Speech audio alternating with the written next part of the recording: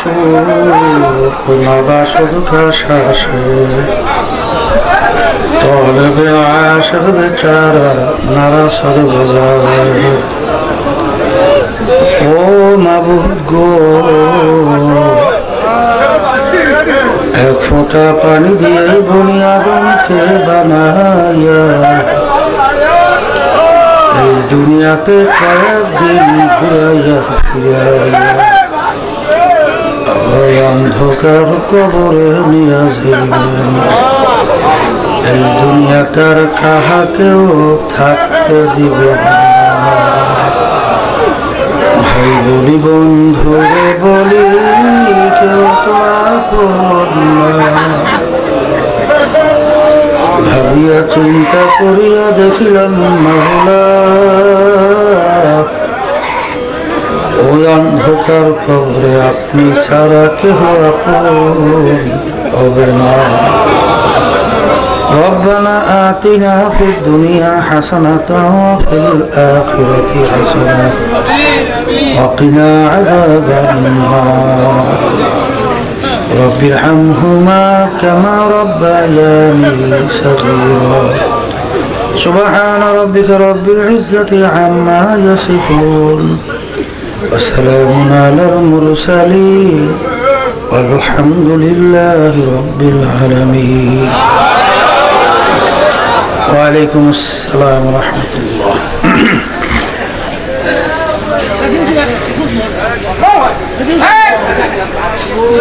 الحمد لله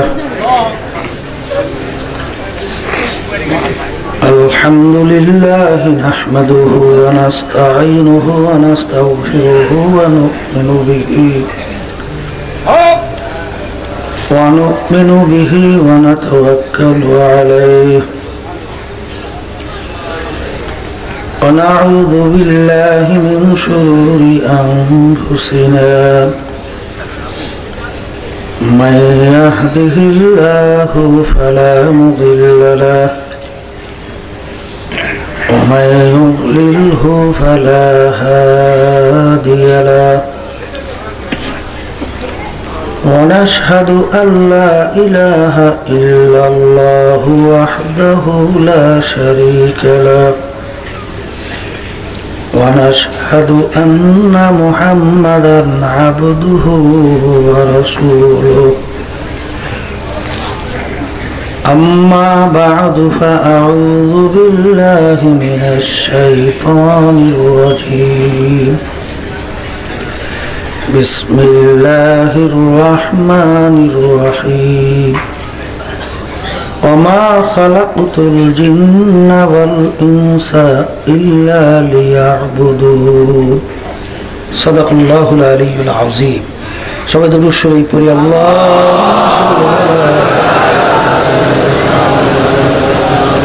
حبيبنا ومولانا محمد صلى الله عليه وعلى آله وصحبه وبارك اللهم صل على سيدنا ونبينا شفيعنا وحبيبنا ومولانا محمد صلى الله عليه وعلى آله وأصحابه اللهم صل على سيدنا ونبينا وشفيعنا وحبيبنا ومولانا محمد صلى الله عليه وعلى آله وأصحابه وبارك وسلم শুকরিয়া আদায় করতেছি মহান রব্বুল আলামিনের দরবারে।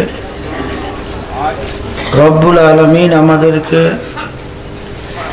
গোয়ালখালী মাদ্রাসার মাঠে চরমনের নমুনার মাহফিলে প্রথম দিন শেষ বৈঠকে বসার তৌফিক দান করলেন। শুকরিয়া দান বলে আলহামদুলিল্লাহ।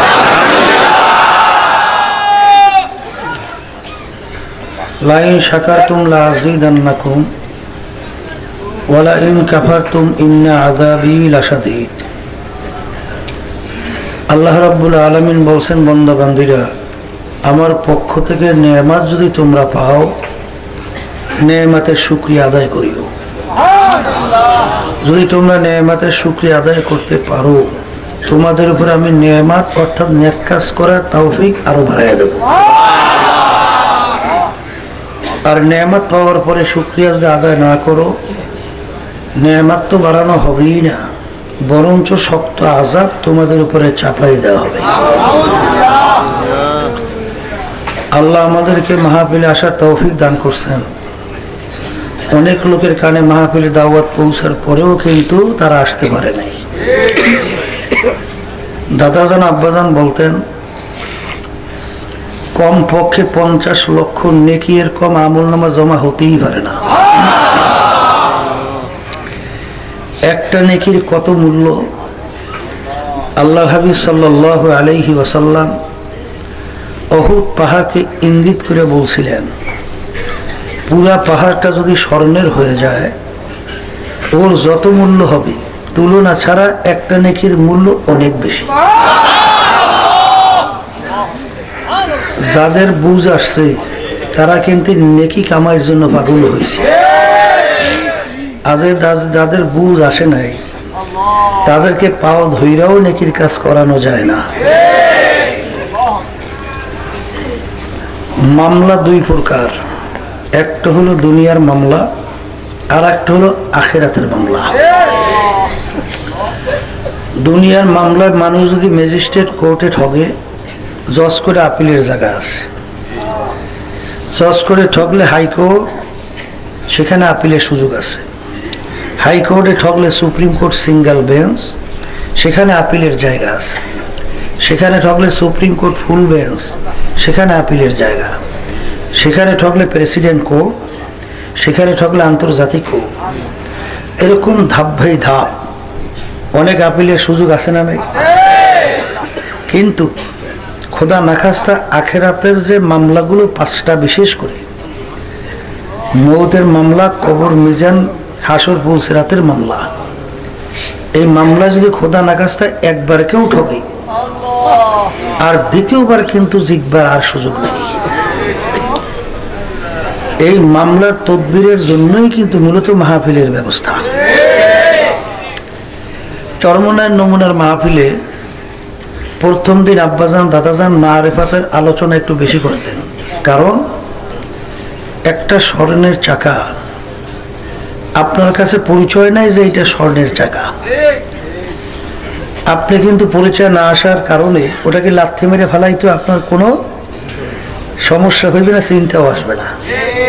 যখন আপনার কাছে পরিচয় আসবে এটা একটা স্বর্ণের চাকা, তখন আপনার জানের ঝুঁকি নিয়ে ওইটা সংরক্ষণের আপনি চেষ্টা করবেন। ঠিক যারা দুনিয়ার পরিচয় পাইছে তারা কিন্তু দুনিয়া অর্জন করার জন্য দেখবেন রাত্র দিন, এমনকি নাউজুবিল্লাহ মানুষকে মাইরে ফেলাইয়াও দুনিয়া অনেক অংশে অর্জন করতে দ্বিধা করে না। যে মেম্বারের পরিচয় পাইছে সে মেম্বার হওয়ার জন্য পাগল, যে চেয়ারম্যান এমপির পরিচয় পাইছে সেই চেয়ারম্যান এমপি হওয়ার জন্য পাগল, যে পীর মুফতি মুহাদ্দিসের পরিচয় পাইছে সে পীর মুফতি মুহাদ্দিস হওয়ার জন্য পাগল, যে নাকি সেক্রেটারি সভাপতির পরিচয় পাইছে সে সেক্রেটারি সভাপতি হওয়ার জন্য পাগল।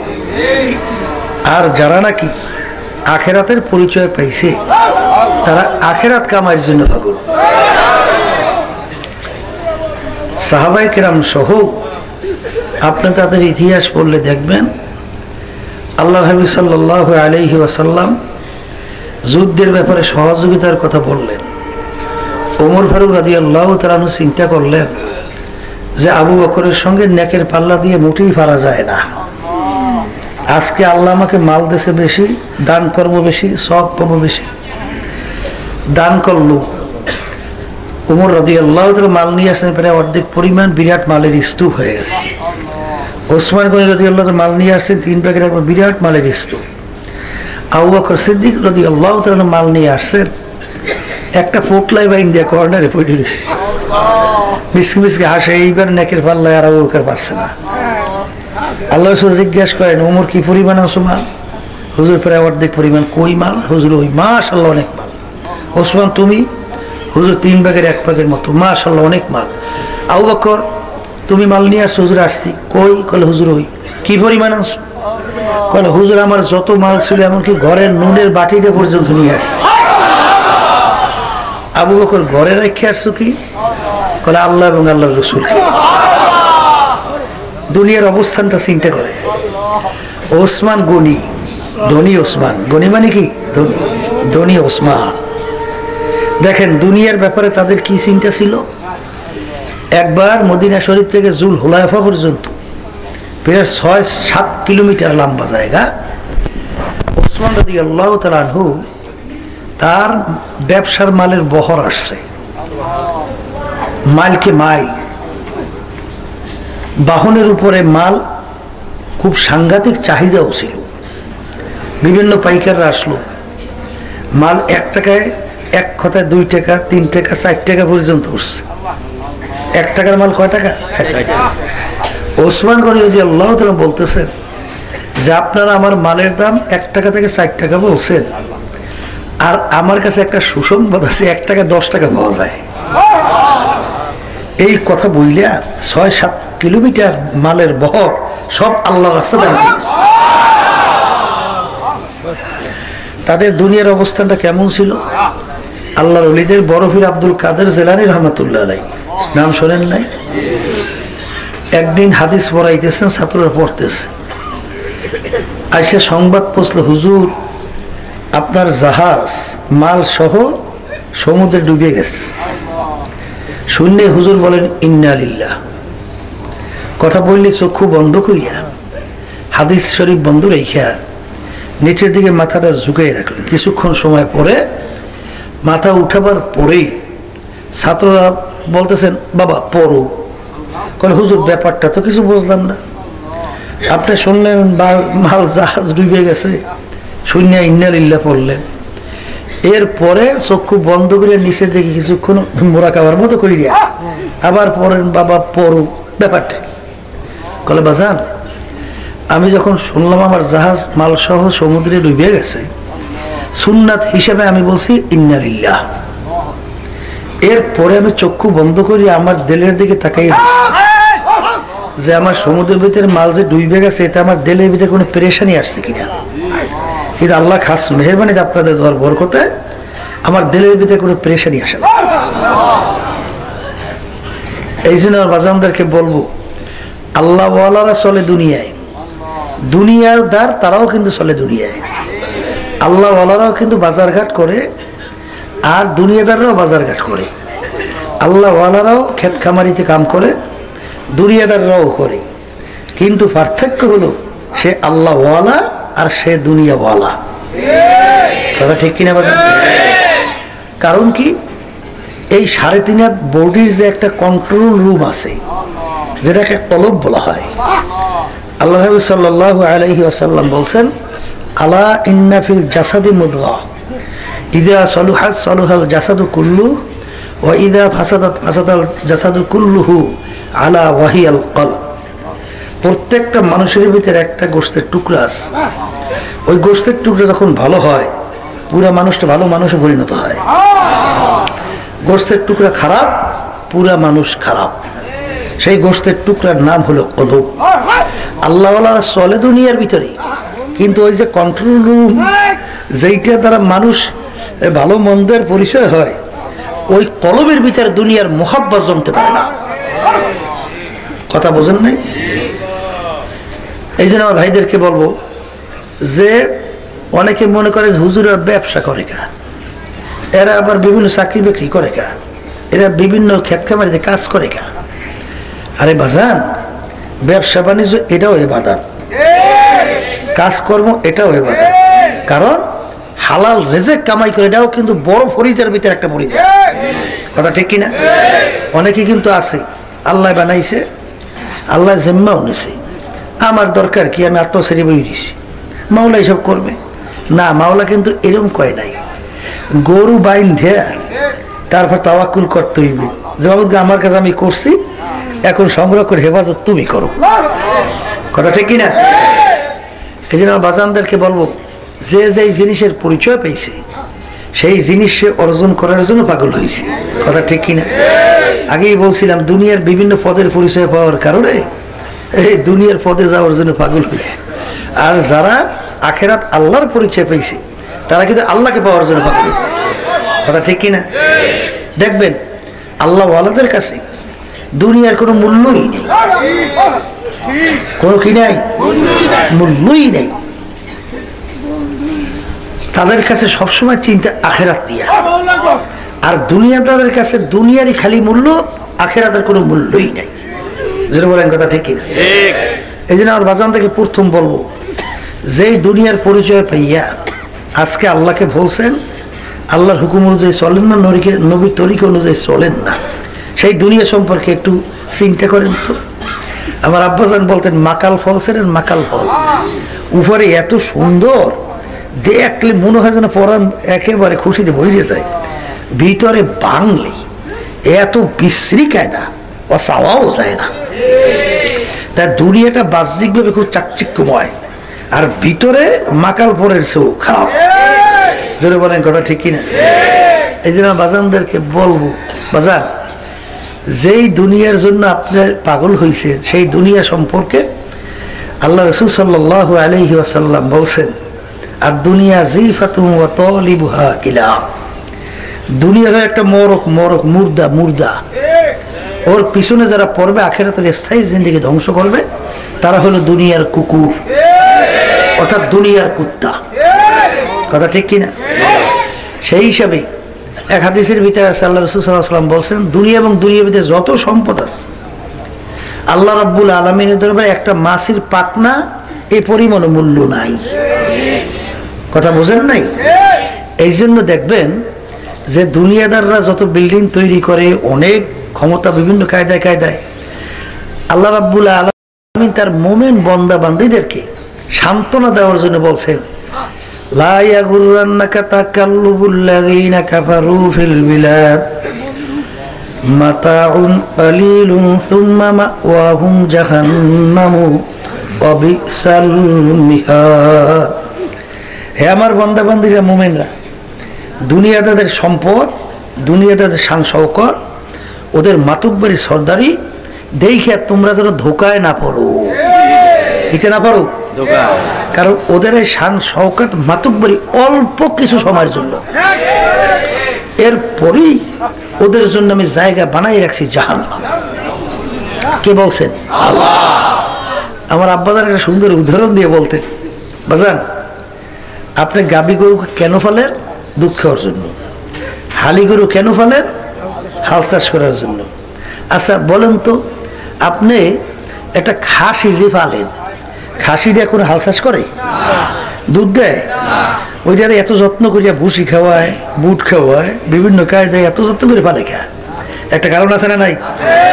কারণ কি? ছেলে বড় হয়েছে, মেয়ে বড় হয়েছে, মেয়ে বিবাহ দিতে হইবে, ছেলে বিবাহ করাইতে হইবে, নতুন মেহমান আসবে, ওই মেহমানদেরকে এই খাসিটা জবাই দিয়া পাক করিয়া কাজে লাগাতে যাইবে। তা ঠিক আল্লাহ রাব্বুল আলামিন এই দুনিয়াদারদেরকে পালে কেন? আল্লাহু আকবার। আল্লাহ রাব্বুল আলামিন একটা চুলা আছে, ওই চুলাটার আগুন জ্বালাইতে এই নাফরমানদেরকে খাওয়াই লইয়া ভালো করিয়া ফাইলে মরে না করিয়া কেমনে আগুনটা জ্বালাই, এই যে খুব কায়দা করিয়া ভালে কথা বলে, ওটা কামে লাগবে তো, কথা ঠিক নেবে। আর আল্লাহ রাব্বুল আলামিন আগেই জানাই রাখছেন যে জাহান্নামের আগুন ওয়াকুদুহান নাস ওয়াল হিজারা উইদ্দাত লিল কাফিরিন। আল্লাহ রাব্বুল আলামিন জাহান্নামের আগুন জ্বালাইবেই মানুষ এবং পাথর দ্বারা। এই জন্য বাজানদেরকে বলবো, দুনিয়া সম্পর্কে একটু মাঝে মধ্যে চিন্তা করিয়ে। আর আল্লাহ আপনাকে আমাকে পাঠাইছেন আই লিয়াবুদুন, লিয়াবুদুন আই লিয়ারিফু। আল্লাহ আপনাকে আমাকে বানাইছেন তার সৃষ্টিকর্তার পরিচয় লাভ করার জন্য। এই চিন্তা কিন্তু আল্লাহ পশুর ভিতরে দেয় নাই। এই বলেন তো, আমাকে কে বানাইলো, কেন বানাইলো, চিন্তা পশুর মধ্যে করার শক্তি আল্লাহ দেশে? এইটা দেশে কাদের ভিতরে? আল্লাহ। এই যে হাদিসের ভিতরে আছে, এই তাফাক্কারু ফি খালকিল্লাহ ফি খালকিল্লাহ ওয়ালা তাফাক্কারু ফিল্লাহ। তোমরা আল্লাহর মাখলুকাত সম্পর্কে মুরাকাবা করো, চিন্তা করো। আল্লাহ সম্পর্কে কেউ চিন্তা করতে যাইও না। আল্লাহর মাখলুকাত সম্পর্কে তুমি চিন্তা করলি এই মাখলুকাতের সৃষ্টিকর্তা কে, এইটা তোমার কাছে পরিচয় এসে যাবে। তাহলে তা কেমন বাজান? এই বিশাল আসমান, এই বিশাল জমি, এই সূর্য চন্দ্র, এই নক্ষত্র গ্রহ, এই গাছপালা, পানি, সমুদ্র, এই মাছ, 18,000 কম বেশি মাখলুকাত, এইটা তো আপনি আপনি হইতে পারেন না, একজন বানান নিয়ে আছে। এই যে সূর্যটা বৈজ্ঞানিকরা বলছে দুনিয়ার চেয়ে 13 লক্ষ গুণ বড়। দুনিয়ার থেকে সূর্য যেখানে অবস্থান করে বৈজ্ঞানিকরা আবিষ্কার করার পরে বলছেন 9,30,00,000 মাইল দূরে। 13 লক্ষ গুণ বড় দুনিয়া, এর চেয়ে সূর্য 9,30,00,000 মাইল দূরে সূর্য আছে। এই সূর্যটা এই রশি কোথায়, খাম্বা কোথায়, কেমনে ঝুলাই রাখলো, কে রাখলো? এই সূর্যটার যে তাপ, আগুন, তেজ, বৈজ্ঞানিকরা বলছে সূর্যের উপরের দিকে যে তাপের পরিমাণ তার সে কত শতগুণ জানি কম তাপ হলো তার নিচের অংশে, অর্থাৎ যেটা দুনিয়ার দিকে মুখ করা আছে। আচ্ছা বলেন তো, আপনার দুনিয়ার আগুনের ভিতরে যত কঠিন অবস্থায় আগুন জ্বালান, আচ্ছা বলেন তো আপনি 1 মাইল দূরে আগুনের তেজ লাগবে?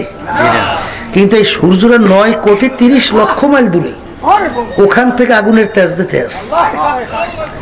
এরপরে কত স্তর, আপনার বরফের স্তর আছে, কত কিছু স্তর পার হইয়া এই আলোটা জমিনে আসতেছে।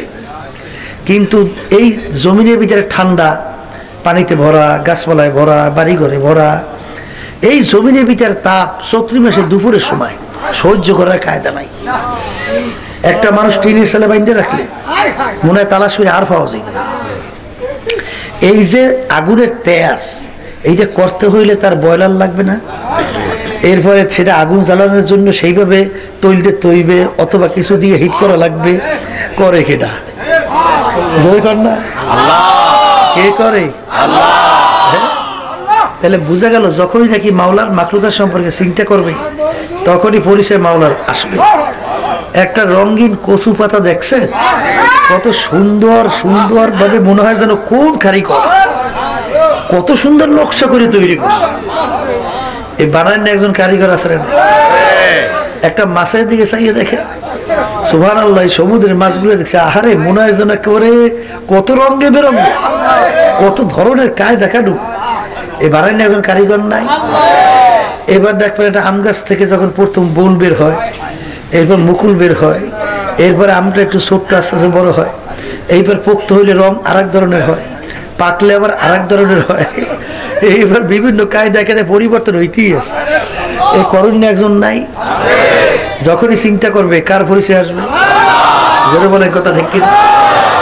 এই ক্ষেত্রে যাইয়েই এক আল্লাহর ওলি বলছিলেন, যারা মোরাকাবা করছে, বর্গেদার আখতা সবজে দর নজরে হুশিয়ার, বর্গেদার আখতা সবজে দর নজরে হুশিয়ার, হারওয়ারা কে দফতুরি মারেফাতে খুঁজেগা। মাবুদ, আমি যখন একটা গাছের পাতার দিকে চাই, আমি তখন তো আর গাছের পাতা আমি দেখি না, আমি পাতার দিকে চাওয়ার সঙ্গে সঙ্গে আমি তোমাকে দেখতে পাই। আমি যখন সূর্যের দিকে তাকাই, আমি তো সূর্য দেখি না, আমি তাকাইলি দেখি এর খালেক কেডা আল্লাহ। আমি যখন নদীর পানির দিকে তাকাই, যখন নাকি পানি ভাটা হয় একদিকে দৌড়ায়, এই পানিগুলা কোথায় গেল? আবার যখন জোয়ার হয় তখন দেখি অল্প সময় নদী ভইরা গেল। এই ভাটা জোয়ার পানির এত স্পিডে কে চালাইলো? কোথা থেকে মেশিনে ধাক্কা দিল? এই চালাইনে একজন কারিগর ড্রাইভার আছে না নাই? জোরে বলো কে? এইভাবে বাজান যখন একটা ইলিশ মাছের দিকে তাকাবা, দেখবা একটা ইলিশ মাছের ভিতরে কত রঙের মজা আমার মওলা লাগাইলো। ইলিশ মাছের পেটের মাছের এক মজা, পিঠের মাছের ভিতরে এক মজা, লেজের মাছের ভিতরে এক মজা, মাথার মাছের ভিতরে আর এক মজা। এত মজা কে লাগাইলো? পরিচয় উত্তর আসবে আল্লাহ। গাভীর বান্ধব থেকে দুধ দোহাইলা বাজান, একটা গাভীর রক্তের রং লাল, গোবরের রং কালো, প্রসাবের রং অন্য ধরনের। এর ভিতর থেকে সাদা দবদবে দুধ কে বের করলো? যেই দুধের ভিতরে একটু রক্তের রঙও নাই, গোবরের গন্ধ নাই বাজার, সেই দুধের ভিতরে একটু প্রসাবের কোনো ঘেরান নাই। এই সাদা দবদবে দুধ কে বানাইলো? প্রশ্নের উত্তর আসবে আল্লাহ। এ আল্লাহর বান্দারা, পর্দায় মা বোনেরা, আমার মাওলা বলতেছেন, বান্দা বান্দি আমাকে নিয়ে তুই চিন্তা করলে কোনো ফলাফল রেজাল্ট তুই পাবি না। কারণ কি? ওই জ্ঞান, ওই ব্রেন তোদের ভিতরে আমি দান করি নাই। যদি আমার পরিচয় তুই চাও, তোর নিজের দিকে তাকা, তুই আমার পরিচয় লাভ করতে পারবি। ওয়াবিল আফাকি ওয়াফি আনফুসিকুম আফালা তুবসিরুন। আমার মাওলা তোমাকে আমাকে কেমনে বানাইলো? আমার মাওলা তোমাকে আমাকে মায়ের পেটের ভিতরে কিভাবে লালন পালন করলো? আমার মাওলা তোমার আমার চক্ষু দুটা কোন জায়গায় ফিট করলো? আমার মাওলা নাক ঘেরান নেওয়ার জন্য কোন জায়গায় রাখলো? আমার মাওলা মুখটা কোন জায়গায় ফিট করলো? বাজারে চক্ষু দিয়ে দেবার মাওলা পিছনে দিত, খাদ্য পিছনে নিয়ে দেখে তারপর মুখে দেওয়া লাগতো। নাক যদি পিছনে দিত, পিছনে খাদ্য নিয়ে ঘেরান নিয়ে মুখে দেওয়া লাগতো। জিভে এমন একটা রাডার বাজান, জিভা কিন্তু অনর্গল, জিভ্বার ভিতরে লালা আসতে থাকে। লালা না আসলে তো জিভ্বা শুকাইয়া কথা বন্ধ হয়ে মানুষ মারা যাবে। জিভ্বাই তো চলবে না, সব সময় জিভ্বা ভিজার জন্য ভিতর থেকে লালা আসতে আছে। তাহলে এই লালা তৈরি করার জন্য একটা মেশিন তোমার ভিতরে আছে বাজান। চোখের থেকে পানি বের হয়, পানি বাড়ানোর জন্য একটা মেশিন ভিতরে আছে। আবার নাকের ভিতরে সর্দি, ওইটা তৈরি করার জন্য মেশিন কিন্তু একটা ভিতরে আছে। যেখানে আছে না নাই? আবার চুল তৈরি করার জন্য একটা মেশিন কিন্তু ভিতরে আছে বাজান। নখ তৈরি করার জন্য একটা মেশিন ভিতরে আছে বাজান। এইভাবে যত দিকে তাকাইবেন সব কিছু তৈরি করার জন্য একটা মেশিন ভিতরে আছে বাজান রে। ওয়াবিল আফাকি ওয়াফি আনফুসিকুম আফালা তুবসিরুন। আমার মাওলা তোমাকে আমাকে কিভাবে লালন পালন করে বড় করলো বাজান। তোমার আমার মা যখন তোমাকে আমাকে প্রসব করলো, মাও দুর্বল, সন্তানও দুর্বল বাজান রে। ছোট্ট একটা বাচ্চা মায়ের কোলের কাছে লইয়া ঘুমায়। ঘুমের ঘরে মানুষ আধা মরা, ঘুমের ঘরে মানুষের হাত এ জায়গা থেকে ওই জায়গায় যাওয়াই স্বাভাবিক বাজান, এপিট ওপিট হওয়াই স্বাভাবিক। কিন্তু ছোট বাচ্চারা মায়ের কোলের পাশে নিয়ে ঘুমাইলো বাজান। আজ পর্যন্ত দেখো কিভাবে মাওলা তোমাকে আমাকে বড় করলো। কই মায়ের পিঠের নিচে, পেটের নিচে পইরা বাচ্চারা তো চ্যাপটা হইয়া মারা যাওয়ার কথা ছিল। কিন্তু বাজান তুমি আর আমি কেমনে বড় হইলাম বাজান। কি তোমার মায়ের কি হাত দুই একবার তোমার মুখে পড়ে নাই? আরে যদি পইরাও থাকে, বাচ্চা বলতেও পারে না মাগো হাতখানা সরাইয়া নিয়ে যাও, আমি কিন্তু মইরা গেলাম। তুমি সরাইতেও পারো না, শক্তিও নাই, তুমি মার হাতখানা সরাইয়া নেবা। তুমি বলতেও পারো না, সেই কথা বলার শক্তি নাই, তুমি মাকে বলবা। এখন বাচ্চার কি উপায়? আমার মালিক ডাক দিয়ে বলে, ওরে না, ওরে আমার বান্দা বান্দি, লা তাখুযুহু সিনাতুন ওয়ালা নাওম। আমার ঘুমও নাই, জিমানিও নাই, তুই সারা রাত্র ঘুমাও, আমি মাওলা তোকে পাহারা দিয়া পালি। যখন তোর মার হাতখানা তোর মুখের উপরে পইরা গেছিল তখন তোর মার হাতখানা আমার কুদাতি হাতে দ্বারা সরাইয়া দিছিলাম আমি। বাজান ঘুমের ভিতরে মানুষ আধা মরা। আমার আব্বাজান বলছিলেন, আমার এখনো মনে আছে, আমার আব্বাজান অনেক সময় সফর থেকে গভীর রাতে বাসায় গেলে আমার আম্মা ঘুমায়, ছোট বাচ্চা পাশে নিয়ে আব্বাজান জোরে জোরে ডাকে, আম্মার কোনো খবর নাই। এরপরে জোরে ধাক্কা দেয়, ও কই আবার ঘুমাইয়া যায়। তখন আব্বাজান চিনতে পারে, মাবুদ গো, এত বেহুশের মতো ঘুমায় এই ছোট বাচ্চা তুমি এই বেহুশে মানুষের দ্বারা কেমনে ফালাও। আব্বাজান পাশে শুয়ে রইল। হঠাৎ ওই বাচ্চাটা কোন কোন করে ডাক দিয়ে উঠলো। বাজান তার শব্দ দুই এক হাতও মনে হয় যায় নাই। হঠাৎ আম্মা লাফ দিয়ে উঠছে, উইটাই বাচ্চাকে লইছে। তখন আব্বাজান কান্দে বলে, মাবুদ গো, তোমার যে কত বড় কুদরত বাবু। আরে কোনদিন চিন্তা করিয়া সিদ্ধান্তে পৌঁছা যাবে না তোমাকে আমার মাওলা কেমন কইরা মায়ের বুকের ভিতরে খাদ্য তৈরি করলো। তাম দুনিয়ার ডাক্তার একমত, মায়ের বুকের দুধ বাচ্চার জন্য এত ভিটামিন যুক্ত। আজ পর্যন্ত অন্য কোনো খাদ্য তার সমমানে তৈরি করতে পারে না। এই মায়ের বুকের ভিতরে দুধ কে দিল তাকে চেনো বাবা? আরে আস্তে আস্তে তুমি বড় হইলা, আমার মাওলা তোমার আমার মুখে আস্তে ছোট্ট ছোট কিটি কিটি দাঁত উঠাইল। তোমার মুখও ছোট, দাঁতের পরিমাণও ছোট। বড় বড় জিনিস খাওয়ার মতো এখনো তোমার শক্তি হয় নাই।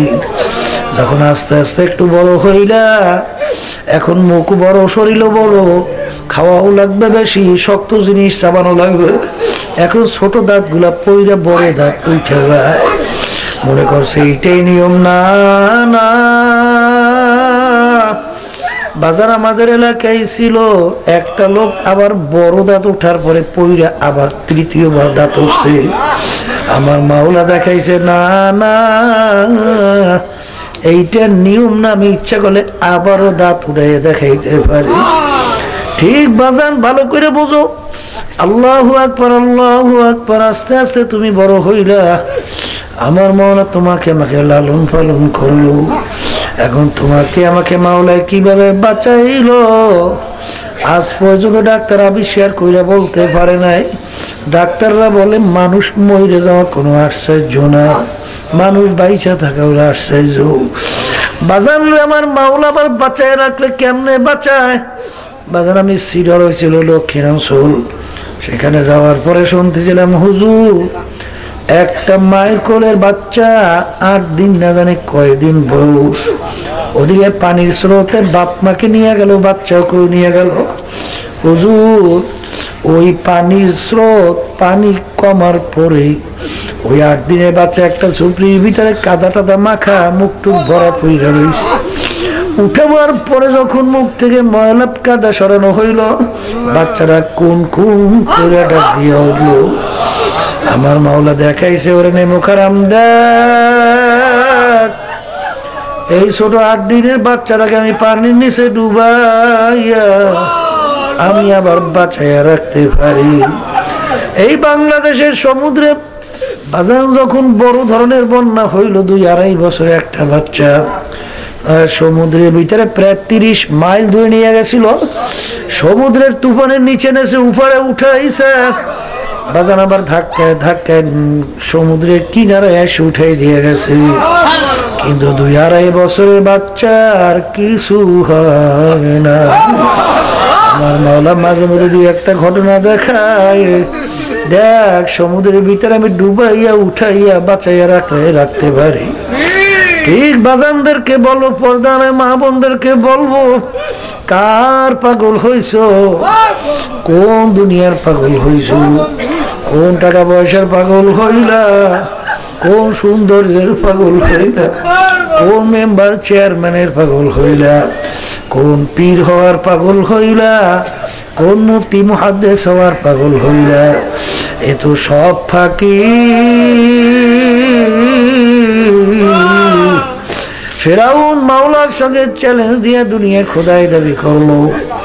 এত বড় শক্তিধর বনে ইসরায়েলের ছেলে সন্তানগুলো দৌড়া দৌড়ে জবাই করছে, কেউ কোনো বলার ক্ষমতা নাই। আমার মাওলাকে এত পাওয়ার দিছিল, বাজার নীল দরিয়ার পানি ফেরাউনের কথায় ভাটা জোয়ার হইতো। যদি নীল দরিয়াকে বলতো, নীল দরিয়া ভাটা হওয়া ভাটা হইয়া যাইতো, জোয়ার হওয়া জোয়ার হইয়া যাইতো। বাড়ির দরজা এমন একটা গাছ আছিল, যে কোনো রোগের নিয়াত করে খাওয়ার সঙ্গে সঙ্গে সব রোগ ভালো হয়ে যাইত। বাজার ইতিহাসে দেখা যায় আমার মাওলা দুনিয়াটাকে এত আরামে রাখছিল, 750 বছরের ভিতরে আর একদিন সর্দি জ্বর হয় না। এত আরামে মাওলায় দুনিয়ার ভিতরে রাখলো। কিন্তু বাজান যখন ওরা আজলর সময় শেষ হইয়া গেল, আমার মাওলাকে নীল নদীর ভিতরে ফালাইয়া চুবাইয়া চুবাইয়া তারপর আমার মাওলায় মারছে। বাজান রে কই সে ফেরাউনের পাত্তাও পাওয়া যায় না। এ দুনিয়াদার পাগল আমার বাবারা, যারা দুনিয়াদার পাগল হইছো, যারা বিভিন্ন কায়দায় কায়দা আখেরাতকে বলছো মস্তে আশিক, মস্তে মাশুক, বাদশাহ মালে পীরে মস্তে জিরে মস্তে শাইখে দর আসরার মস্ত। দুনিয়ার ভিতরে যত মানুষ বিচরণ করে সব কিন্তু একদল পাগলের দল। কেউ বা টাকা পয়সা বেশি কামাই করার জন্য পাগল, কেউ বা সুন্দর বাড়ি গাড়ি করার জন্য পাগল, কেউ বা সুন্দরী মেয়ে বিবাহ করার জন্য পাগল, আবার মেয়েরা সুন্দর ছেলে বিবাহ করার বসার পাগল। বাজান রে কেউ বা পীর মুফতি মুহাদ্দিস এমপি মিনিস্টার মেম্বার হওয়ার জন্য পাগল, কেউ বা সভাপতি সেক্রেটারি হওয়ার জন্য পাগল, কেউ বা বড় মেয়া সাজার জন্য পাগল, কেউ বা বড় শিক্ষিত হওয়ার জন্য পাগল। আর একদল মানুষ দুনিয়া বিচার করে, তারাও কিন্তু একদল পাগল, তারা কিন্তু আমার মাওলা পাগল। হে দুনিয়াদার পাগল আমার বাবারা, পর্দালে মা বোনেরা, যারা দুনিয়ার পাগল হয়েছে একটু মাঝে মধ্যে চিন্তা করবো যে আল্লাহ আল্লাহ। কবি হাফেজ বাজার এক মেয়ের পাগল হইল, নদীর ভিতরে পার হইয়া তার প্রেমিকার বাড়ি গেল। নিয়ে যখন নদীর পরে আসলো, নদী পার হইবে, দেখে আমি তো একটা কেলা গাছের উপরে পার হইয়া আসছিলাম, কিন্তু যেখানে রাইখে গেছে দেখে কেলা গাছ দেখা যায় না, অন্য কিছু দেখা যায় না।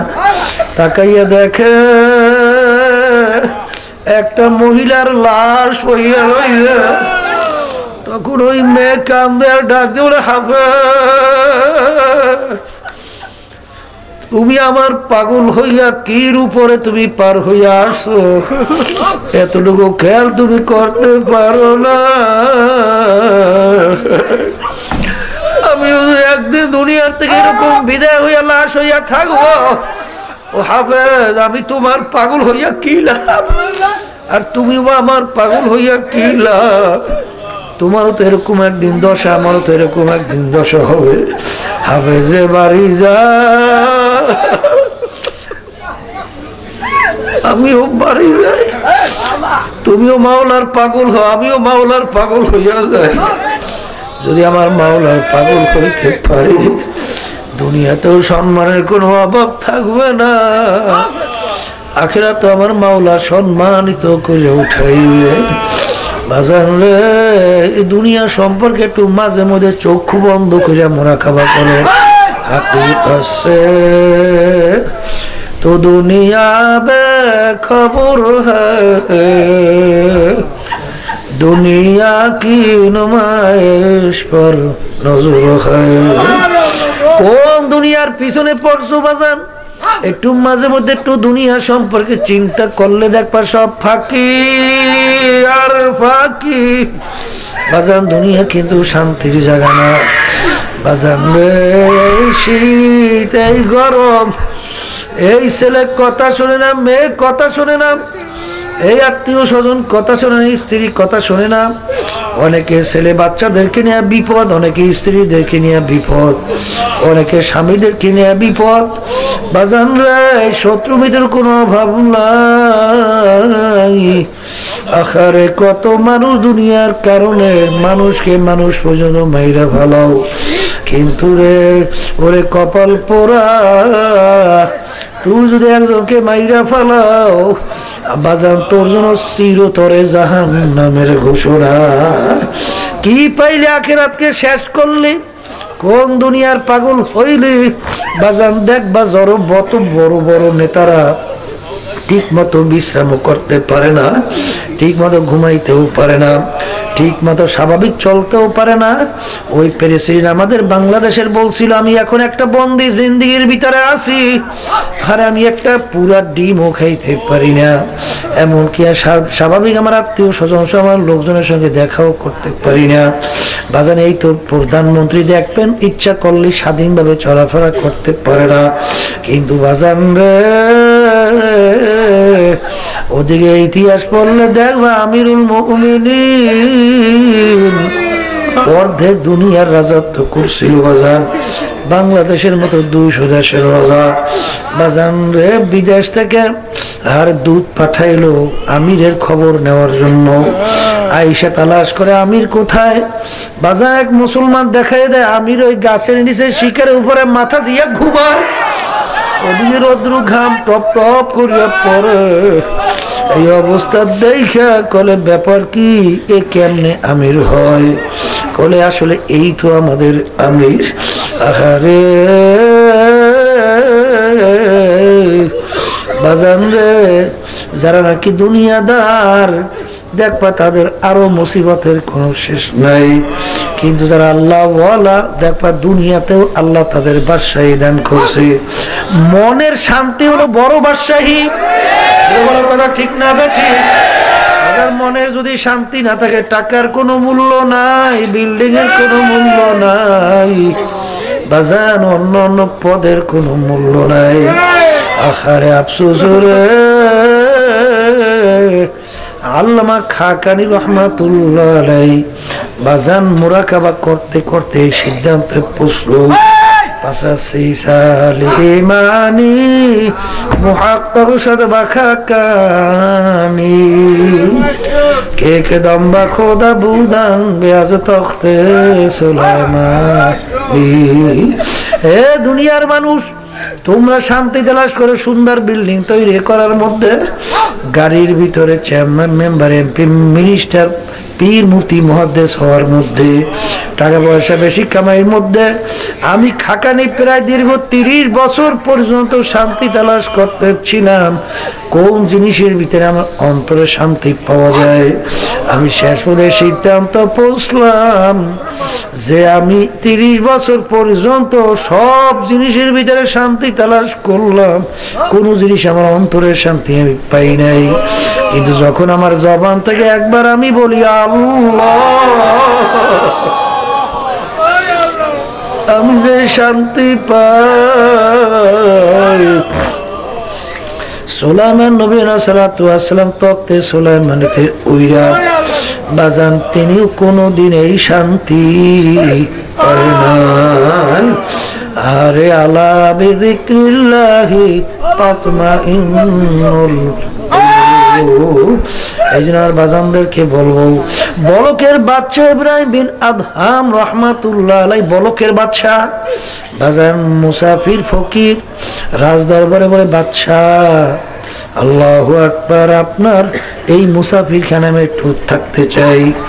এক পর্যায়ে তিনি যখন পরিচয় হাকিকত জানতে পারলেন দুনিয়ার, তখন তিনি সবকিছু ছাইরা আখিরাত কামাইয়ের জন্য নেমে গেল। একদিন নদীর কিনারায় বসে সেরা খাতা সেলায়, মন্ত্রী পাশ দিয়া যায়, বাদশার মন্ত্রী তো ছাইরে আপনি কি পাইলেন? বাদশা ডাক দিয়ে বলে, মন্ত্রী রে, আমি যেই সম্পদ পাইছি দুনিয়ার কোন বাচ্চা যদি জানতো আমার সম্পদ ছিনাইয়া নেওয়ার শক্তি সব ব্যয় করার চেষ্টা করত। বলে কি সম্পদ আপনি পাইলেন? বাজান হাতের ভিতরে সুইচ ফিকে পানিতে ফেলাইয়া দিল, দিয়া বলে নদীর মাছ রে আমার সুইচটা উঠাইয়া দাও। মুখের ভিতরে মাছ সুইচ নিয়ে হাজির হইয়া গেল। ডাক দিয়ে বলে মন্ত্রী তাকাইয়া দেখো আমি কি সম্পদ পাইলাম। বাজান রে দিলের শান্তি বড় শান্তি, আর দিলের শান্তির জন্য মাওলার জিকির ছাড়া কোনদিন দিলে শান্তি আসতে পারে না। বাজানদেরকে বলো, পর্দারে মা বোনদেরকে বলো, বাজান আজকে যাদের পাগল হইছো, যে বাচ্চাদের পাগল হইছো, যে ছেলে সন্তানের পাগল হইছো, এক মুরব্বী বাজান প্রায় 80 বছরের মতো বয়স হইবে প্রায়, সে আমার কাছে কান্দে আর বলে হুজুর আমার জন্য একটু দোয়া করে, আমি বড় মুসিবতে আছি। বলে কি মুসিবতের ভিতরে আছে? বলে হুজুর আমার ছেলেদেরকে মেয়েদেরকে আমি সব জায়গার জমিন লিখে দিলাম, এখন ওদের নামে যাওয়ার পরে এখন আমার আর খোঁজ নেয় না। আমি কমনে খাবো, কেমনে চলবো? কান্দে আমার সামনে, আমি আশ্চর্য হয়ে গেলাম। মাবুদ রে, এই ছেলে সন্তানের জন্য হারামকে হারাম বলো না, ঘুষকে ঘুষ বলো না, সুদকে সুদ বলো না, আরে ব্যবসার ভিতরে ধোকাবাজি করতে চিন্তাও করো না, আরে বিভিন্ন কায়দায় সরকারি দল করো, সরকারি মাল লুটপাট করে সম্পদ গুছাও কাদের জন্য? এরা যদি দিনদার না হয় এরা আসলে তোমার ছেলে না, এরা হইলো তোমার ডাকাত। কারণ এরা তোমার সন্তান লুটপাট করবে। আরে তুমি যখন দুনিয়া থেকে বিদায় নিয়ে কবরে শুইয়া থাকবা, তোমার আমার কবরের পাশে যাইয়া একটু হাত তুললে যে বলবে রব্বির হামহুমা কামা রব্বায়ানি সগীরা, সেইটাও বুঝি তোমার কপালে জুটবে না রে পাগল। এই জন্য বাজানদেরকে বলো, পর্দালে মা বোনদেরকে বলবো, যদি মায়ার জন্য তুমি কাউর পাগল হও, আমার মাওলার চেয়ে এত মায়াশীল আর কেউ হইতে পারে না। আজকে মায়ের সঙ্গে বাপের সঙ্গে বড় বড় অন্যায় করলে তেজ্য পুত্র করে ঘর থেকে বের করে দেয়। আর আমার মাওলার সমস্ত নেয়ামত ভোগ কইরা আমার মাওলার সঙ্গে যে হাজার লক্ষ অপরাধ নাফরমানি বেয়াদবি করলাম, আমার মাওলা তো তার জমিন থেকে তোমাকে আমাকে ভাগাইয়া দেয় না। তার একদিন সূর্যের আলো বন্ধ করলো না, একদিন চন্দ্রের আলো বন্ধ করলো না, কই একদিন কোনো তার নেয়ামত পানিও তোমার বন্ধ করলো না, বাতাসও বন্ধ করলো না। বরঞ্চ বাজান রে গুনাহ করছো পাহাড় পরিমাণ হইয়া যাওয়ার পরে অনুশোচনা আসছে, মাওলার ভয় এসে গেছে, মৌতের কথা মনে পড়ে গেছে, কবরের কথা মনে পড়ে গেছে। এখন বসে যখন আমার মাওলাকে আল্লাহ কইয়া ডাক দেবা, মাবুদ নাফরমান তোমার দরবারে হাজির। আমার মাওলা ডাক দিয়ে বান্দা বান্দি তোর সব গুনাহ আমি মাফ করলাম, এমনকি তোর গুনাহকে আমি নেকের দ্বারা পরিবর্তন করে দিলাম। বাজান রে, মায়ার দিক থেকে যদি কেউ কারো কারো কারো প্রতি দুর্বল হয়, আমার মাওলার মায়া তোমার আমার পরে সবচেয়ে বেশি। তা কেমন বাজান? অনেক মানুষ তোমার আমার সামনে আসে, তাদের চক্ষু দুইটা মাওলায় দেয় নাই বাজান, হাত পাইটা তোমার আমার কাছে অনেক সময় পয়সা যায়, আমাকে মাওলা তোমাকে আমাকে দুইটা চক্ষু দান করলো বাজান। ওই অন্ধ কান্দের বলে হুজুর আপনাকে মাওলা সুন্দর দুইটা চক্ষু দান করছে, কত সুন্দর ভাবে আপনি দুনিয়াটাকে দেখেন, আর আমি তামাম দুনিয়াটা দেখি অন্ধকার। আমাকে একটা পয়সা দেন, চাও কিনা ভাত পাক কইরা খাবো। এ নেমু খারাপ, আজকে দল চেঞ্জ, দলের নেতা নেত্রী চেঞ্জ, এই চক্ষু নেমাত কে দান করলো? আজকে আমার মাওলাকে ভুলছো। ওই অন্ধ চক্ষু অন্ধ অবস্থায় ও মাওলাকে ভোলে না, আমার মাওলাকে ডাক দিয়া বলে মাশুকুরে তুমি আমায় অন্ধ করলে, তাতে কোনো দুঃখ নাই। অন্ধকারের মাঝে মাওলা আমি যেন তোমায় তালাশ করে এ নেবুকারামের দলেরা আজকে দলের পিছনে পইরা, সম্পদের পিছনে পইরা, আজকে বিভিন্ন দলে পইরা আমার মাওলাকে ভুলছো। আমার মাওলার নেমাত চক্ষু দেওয়ার শক্তি কিন্তু কারো নাই। জবান দিল কথা বললাম, বাজানাই মনে করছো স্বাভাবিক না রে, কপাল পোড়া আল্লামাহুল বায়ান। আমার মাওলা তোমাকে আমাকে কথা বলার শক্তি দান করলো, আর এমন এক কুদরতি গোশতের টুকরা 24 ঘন্টা কথা বলবা, জিহ্বা কোনোদিন ব্যথা হয় না। হাত দিয়ে একটু কাজ করলে ব্যথা হইয়া যায়, পাও দিয়ে কাজ করলে ব্যথা হইয়া যায়। জিহ্বা দিয়ে 24 ঘন্টা কথা বলবা, জিহ্বা কিন্তু ব্যথা হয় না। এই গোশতের টুকরা দেশে কে নেমাত কার বাজান, কত বোবা মানুষ তোমার আমার সামনে আওয়া করে চিল্লায়, ওর বুকে কত ব্যথা। মনের ভাব প্রকাশ করতে পারে না, কথা বলতে পারে না। আমাকে আমার মাওলা তোমাকে আমাকে কথা বলার শক্তি দান করলো, নেমাত আমার মাওলার। আরে কত বড় মেয়েরা তো আমাদের সামনে সন্তানদেরকে নিয়ে আসে, হুজুর ওর জন্য একটু দোয়া করে দেন। ওর ভালো মন্দ কিছু বোঝে না, ওকে মাওলা বিকলাঙ্গ বানাইছে, ওকে জন্মগত আমার মাওলা আল্লাহু আকবার বিভিন্ন অঙ্গহানি বানাইছে। হুজুর একটু দোয়া করে। আরে আমার মাওলা তোমাকে আমাকে ইচ্ছে করলে বানাইতে পারতো কিনা? তোমাকে আমাকে আমার মাওলার নেয়ামত কত সুন্দর ব্রেন দান করলো। এই ব্রেন দিয়া তুমি আর আমি পড়াশোনা করি, বিভিন্ন কায়দা কানুন চিন্তা কইরা ব্যবসার ভিতরে ব্রেন কাজে লাগাই। এই ব্রেন দান করলো কে? মাওলাকে আজকে ভুল শুনে মুখারাম। আরে আল্লাহ আল্লাহ। এখন কোন এক কবি মাওলার ভাষায় বলে, ও নেমুখারাম নাফরমান শুইনে রাখ, যখন তোমার কেউ ছিল না তখন ছিলাম আমি, এখন তোমার সব হয়েছে পর হয়েছি আমি। এ নেমু খারাপ মনে রাখিস, আবার যখন তোমার কেউ রবে না তখন রব আমি, আমার কাছে আসতে হবে যতই ভাবো তুমি। আমার মায়ের পেটের ভিতরে যখন তুমি আর আমি ছিলাম, তখন ওখানে আমার মাওলা ছাড়া কেউ তোমার আমার আপন ছিল না বাজান। তখন আমার মাওলা আপন, দুনিয়া এখন সব হয়ে গেল তোমার আপন, আমার মাওলা হইয়া গেল পর।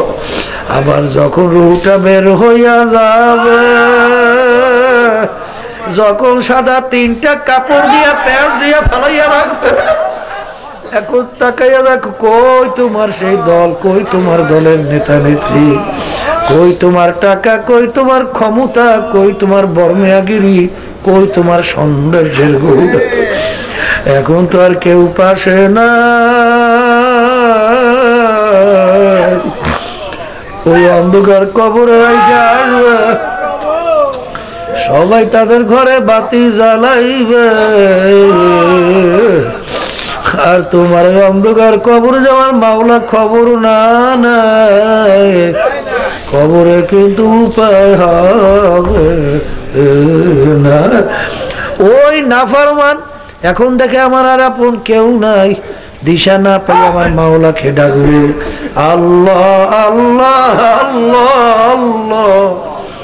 আমার মাওলা ডাক দেব, নাম খারাপ ওরে নাফরমান, দুনিয়া আমার সমস্ত নেয়ামত ভুল করে আমাকে যেরকম তোরা ভুলছো, এ নামার মানে আমি ওরকম তোদেরকে ভুললা গেলাম। কিয়ামত পর্যন্ত আমাকে ডাকবি, একবার আর ডাকে সারা মিলবে না। এখন উপায় কি? এখন উপায় কি? আমার মাওলা ডাক দিয়ে বলেন, কবরের মাটি আমার সমস্ত নেয়ামত ভোগ করি আমার ইবাদতের জন্য ওদেরকে বানাইছিলাম, না কইরা আমার গর্ভে কবরে আমার মাটির গর্ভে আসছে। এই কবরে মাটি দুই পাশ থেকে এমন ভাবে চাপ মারো, এক পাজরে হাত নিয়ে অন্য পাজরে মিশিয়ে দাও, আমার কাছে কোনো খাতির হবে না। এই জন্য বাজানদেরকে বলো, পর্দারে মা বোনদেরকে বলবো, বাজান বাজান দুনিয়া কিন্তু ক্ষণস্থায়ী, আখিরাত কিন্তু স্থায়ী। দুনিয়া দেখতে না দেখতে শেষ হয়ে যায়, আখিরাত শুরু হবে আর কোনোদিন শেষ নাই। আজকে দুনিয়া থাকা অবস্থায় আমার মাওলাকে যদি আপন না বানাইয়া কবরে যাও, বাজার আমার মাওলা তো খবর নিবে না, ওই কবরে তো আর কোনো উপায় থাকবে না। এই জন্য আর বাজানদেরকে বলবো, পর্দালে মা বোনদেরকে বলবো, বাজান আমার মাওলা কেমন দয়ার মাওলা, আমার মাওলা কেমন রাগের মাওলা। কিয়ামতের ময়দানে আমার মাওলা কহারিয়া সেফাত নিয়ে যখন ডাক দেবেন, লেমানিল মুলকুল ইয়াউম লিল্লাহিল ওয়াহিদিল কাহ্হার। হে ফেরাউনের দলেরা, হে দুনিয়ার বদমাইশের দলেরা, আমার সমস্ত নেয়ামত ভোগ করে আমার সঙ্গে চ্যালেঞ্জ করে আমার হুকুম মানো নাই। আজকের এই দিনের বাদশা আমি,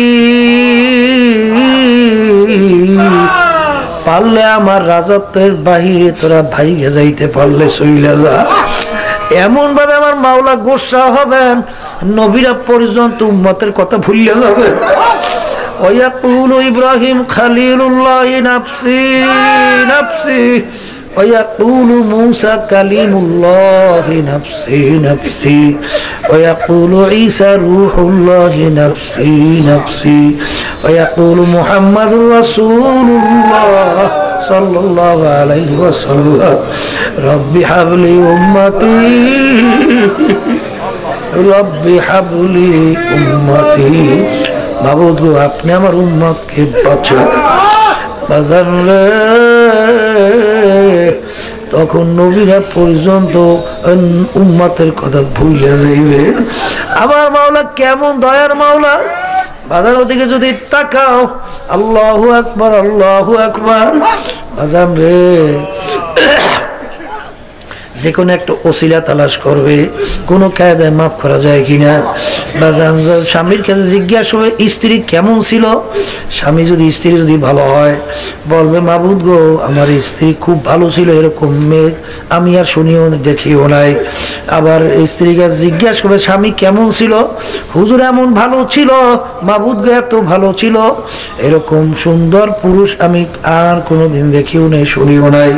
আল্লাহ রাব্বুল আলামিন বলবে, তোদের ভিতরে এত মিল মোহাব্বত, যা তোদের মিলের কারণে এই গুনাহ তোরা করছো না, মাবুদ গো করছি তো, যা সব মাফ করে দিয়ে তোদেরকে বেহেশতের ঘোষণা দিয়ে দেওয়া। এরকম আমার মাওলা কিন্তু তালাশ করবে কিভাবে তোমাকে আমাকে মাফ করা যায়। এই জন্য বাজানদেরকে হলো, পর্দারে মা বোনদেরকে বলবো, বাজান মালিককে চিনা তার পরিচয় নিয়ে তারপর মাওলার কবরে রওনা করবো যান। কারণ দুনিয়ার জিন্দেগি কিন্তু একটাই, একবার যদি কেউ ঠগো দ্বিতীয়বার আর আসার সুযোগ নাই। এ আল্লাহর বান্দারা, পর্দারে মা বোনেরা, বাজার এই চরমনার নমুনার মাহফিল গোয়ালখালী 3 দিন পর্যন্ত, সোয়া 3 দিন পর্যন্ত চলবে। বাজান রে বেহুদার সময় না কাটাইয়া এখানে দেখবার নিয়ম অনুযায়ী সবকিছু তুমি কেমনে দিনদার হইতে পারো সেইভাবে প্রোগ্রাম দিয়া বাজান সেইভাবে চালাবার চেষ্টা করা হইতেছে। তুমি আসো, ভাইদেরকে দাওয়াত দিয়ে নিয়ে আসো, মা বোনদেরকে দাওয়াত দিয়ে মহিলা প্যান্ডেলে নিয়ে যাও। যদি আল্লাহর ফজল করমে তোমার দাওয়াতের মাধ্যমে লোক আসার পরে যদি দিনের পরিচয় আল্লাহু আকবার, আল্লাহর পরিচয়, দিনের মোহাব্বত, আল্লাহর ফজরে একবার ঢুকে যায়, ওই আল্লাহর বান্দা বান্দি যদি দিনদার হইয়া যায়, বাজান রে, তার মাধ্যমে আর একজন, তার মাধ্যমে আর একজন, কিয়ামত পর্যন্ত সিলসিলা ওয়ারি একটা নেকির অংশ তোমার আমল নামায় জমা হইতে থাকবে। এই জন্য বাজানদেরকে বলবো, বাজান মাওলার কাছে দোয়া করো, আমার মাওলাকে দিলটাকে ভাইঙ্গা দুই চোখের পানি ফেলাইয়া মাওলার দরবারে কান্দো, কাইন্দা মাওলার কাছে বলে, মাবুদ গো, তোমার ওলি না বানাইয়া আমাদেরকে এখান থেকে ফেরত দিও না। আল্লাহুম্মা আমিন। এই পর্দারে মা বোনেরা হাত তোলো, মাওলার দরবারে কান্দো, গুনার কথা মনে করো, আর দু চোখের পানি ফেলাইয়া মাওলার দরবারে মাপ চাও। যদি কান্না না আসে, মন কি বুঝরে, মন একদিন এই ঘরের দরজা দিয়ে নতুন বউ হয়ে উঠছিল রে মা, কত মেয়েকে শরবত খাওয়াইল, কত মেয়েকে বাতাস করল, আমার এমন একটা দিন আসবে এই ঘরের দরজা দিয়া মরা লাশ হইয়া ছেলে কান্দে মামা করে,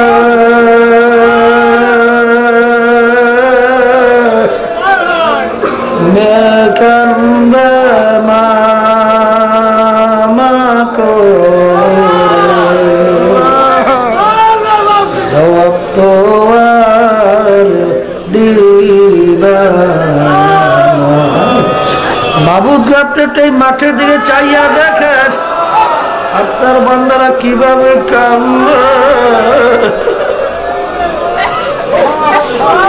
আমাদের ছেলেও মরে নাই, পেয়েও করে বসছি,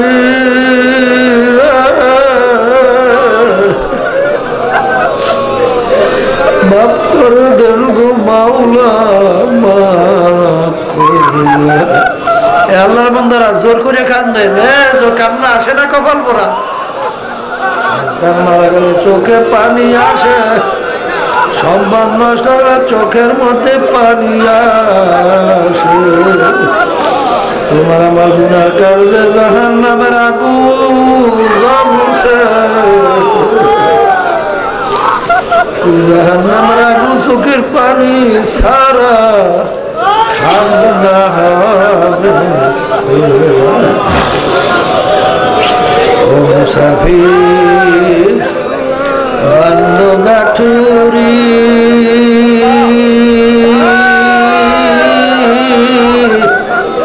বহু দূরে ঠিকানা, আজ ভিজানা কাল ভিজানা, কবর আখের ঠিকানা। বাবু আমার হাত আম্মা বাতি সঙ্গে করে শুয়ে রয়েছে, সবার কবরকে বেহেশতের বাগান বানায়া দেয়। আল্লাহ মাহফিলকে হেদায়েতের জরিয়া বানাইয়া দিয়ে আল্লাহ আমাদের অসুখ সবাইকে সুস্থ করে দিয়েন। সুবহানা রাব্বিকা রাব্বিল ইজ্জাতি আম্মা ইয়াসিফুন ওয়া সালামুন আলাল মুরসালিন ওয়ালহামদুলিল্লাহি রাব্বিল আলামিন।